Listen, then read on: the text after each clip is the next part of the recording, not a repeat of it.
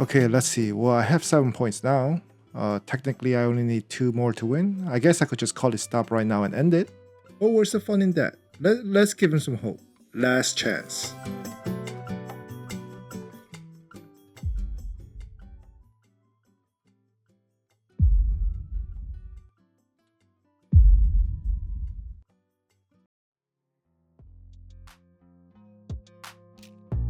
Welcome to the rulebook. I'm your host, and yes, I just lost.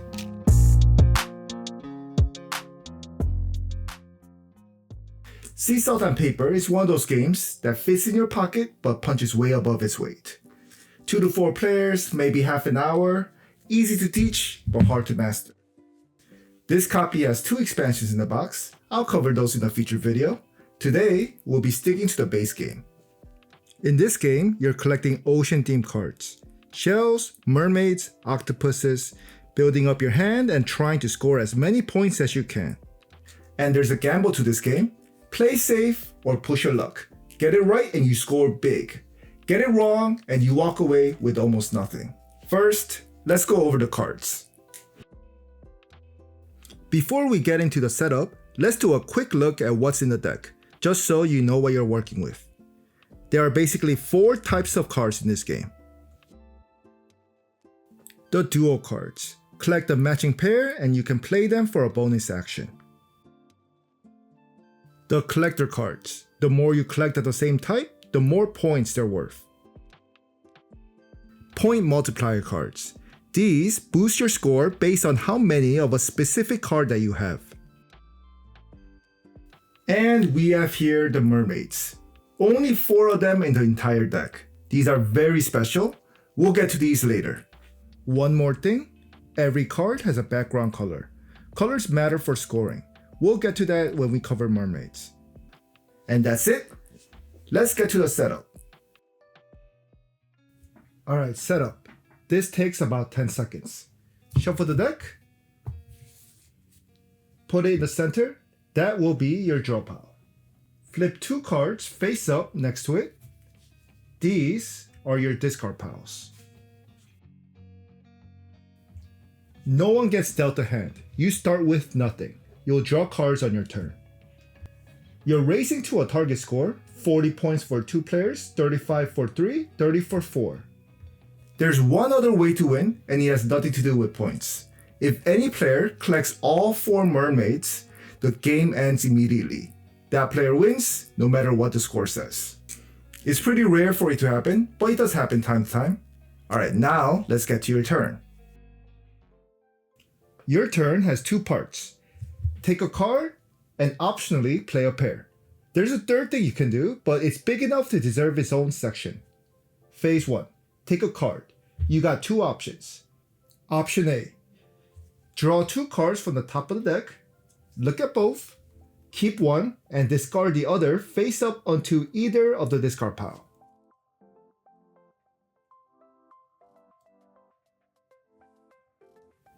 One small rule here, when you discard, you can put it on either of the discard pile. But if one of the discard piles is empty, you have to discard to the empty one. The game always wants you to have 2 discard piles available. So for example, if the setup was like this for some reason, and you took 2 cards here, you would have to discard, not here, but here, to always keep 2. So that was option A. The other option, option B, is to, instead of taking it from the deck, you could take it from one of the face-up cards from either of the discard pile.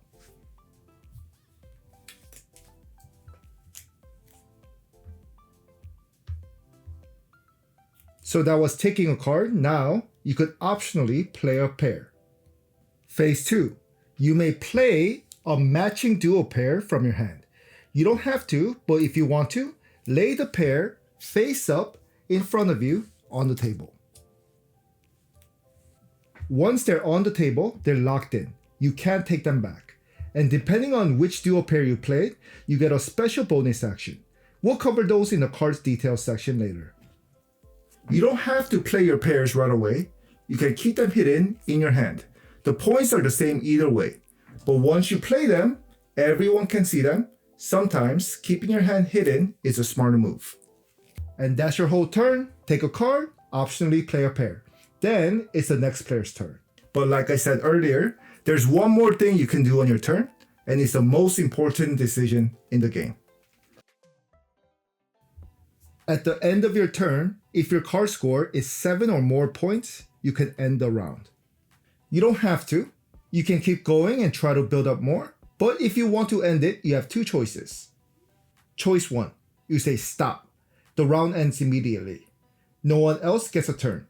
Everyone reveals their hands and scores the points on all their cards. That means the dual cards you played in front of you on the table and the cards still in your hands.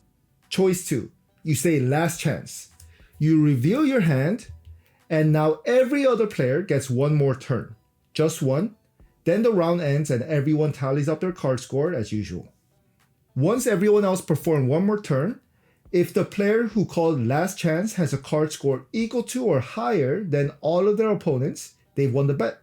In this case, not only do they keep their card score, but they also get additional points from what are called color bonus. That's 1 point per card of the color they have the most of. Color just means the background color of the card. We'll go deeper on this later. And the opponents? Their card score for that round is thrown away. They only score their own color bonus. So, winning the bet is huge.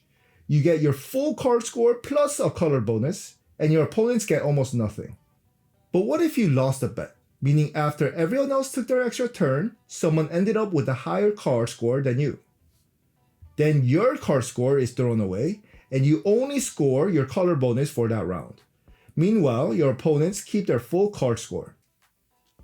It might be a little confusing right now, but it will make more sense once we walk through it, and we will. Let's go through each of the card type in detail. Let's start with the dual cards. They all work the same way. Collect a matching pair, and you can play them for points and a bonus action. Crabs. A pair is worth 1 point. Bonus action, take one card from either of the discard pile.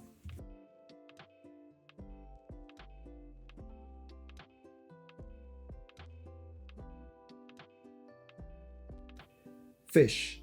A pair is worth 1 point. Bonus action, the player adds a top card from the deck to their hand.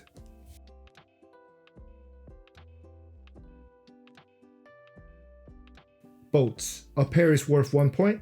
Bonus action, you immediately take another turn.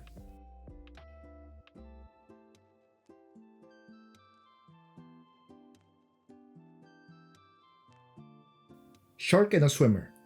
These are a little bit different in that there are two different cards that form a pair together. You can't have two of the same swimmer or two of the same shark. They must always be, the pair is always one swimmer and one shark. Both of these combined, again, is worth 1 point. And the bonus action here is you steal a random card from another player's hand. They don't get to choose which one, you just grab one.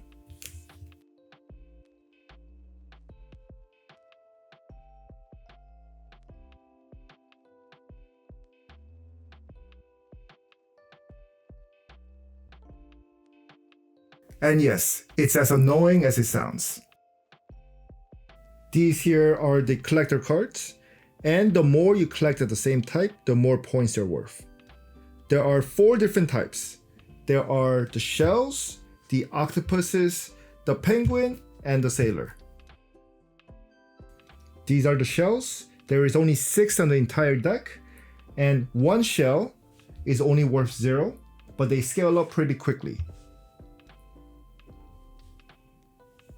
The octopus cards, there's only 5 in the entire game, and they scale even steeper. Penguins, there's only 3 in the entire deck, but the good thing about these is they start scoring right away. And last but not least, the sailors. There is only 2 in the entire deck, however, you have both of them and you get a whopping 5 points already. The next category of cards we'll be talking about are the multiplier cards. There's only 4 types of multiplier cards in the entire game. Here we have the Lighthouse. This one gives you 1 point per boat card that you have. Here's the Shoal of Fish, 1 point per fish card that you have. This is the Penguin Colony, 2 points per penguin card. And the Captain card, 3 points per sailor card. There's one thing to note here. The multiplier card itself doesn't count towards its own bonus. The lighthouse doesn't count as a boat. The penguin colony doesn't count as a penguin. So if you have 2 boats played and 1 boat in hand, plus a lighthouse, that's 3 boats times 1 point, which is 3 points. The lighthouse itself is not a 4th boat. And finally, the mermaids. These are the cards that gives you a color bonus we talked about earlier. A single mermaid gives you 1 point for each card of the color you have the most of. If you have more than 1 mermaid, each additional mermaid scores your next biggest color set. The same color can't be counted twice. So, 3 dark blue, 3 light blue, 2 mermaids. First mermaid, 3 points for the dark blue. Second mermaid, 3 points for the light blue. That's 6 color points. Here's another example. What if you have 4 yellow, 3 green, 2 blacks, and 3 mermaid cards? The first mermaid, 4 points for the yellow, because those are the colors you have the most of. Second mermaid, 3 points for the green. But what about the third mermaid? Would it give you 2 points for the 2 black cards? Nope, it gives you 3 points because mermaid cards are white, and you have 3 of them. So white is a bigger color set than the black ones. So 4 plus 3 plus 3, 10 points from the mermaids. And if you ever have all 4 mermaids, forget the points, forget the round, you win the game. Now, let's see it all in action. Here's the situation. It's my turn, and here's what we both have. I played a pair of crabs and a pair of boats in front of me. In my hand, I got 2 penguin cards, 1 octopus, and a lighthouse. And my opponent has played a pair of fish on the previous turn. In their hand, they got 2 shell cards, 1 octopus, and 1 sailor.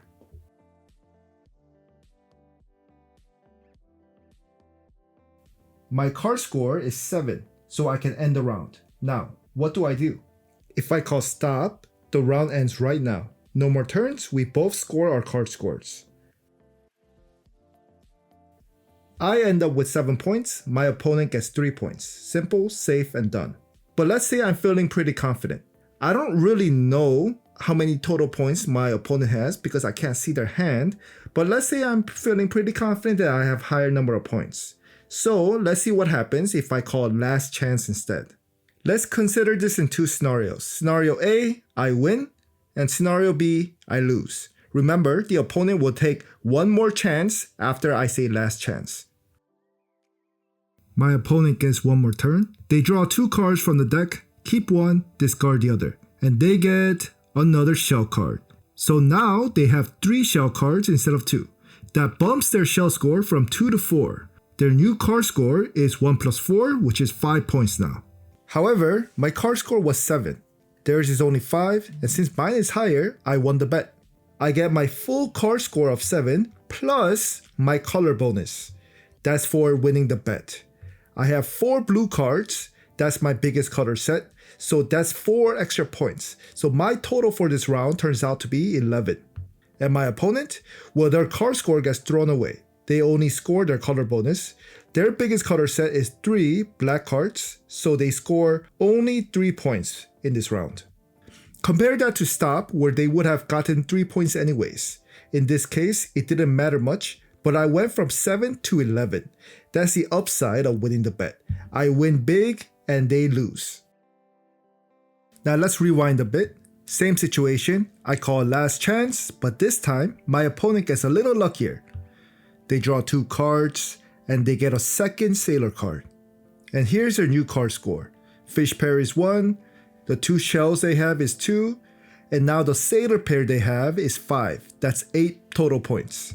And since 8 is higher than my 7, I lose the bet. My card score gets thrown away, so I only score my color bonus, which is the 4 blue cards, so 4 points in total. My opponent keeps their full card score of 8. So instead of getting 7 points with a safe stop, I got too greedy, lost the bet, and only walked away with 4.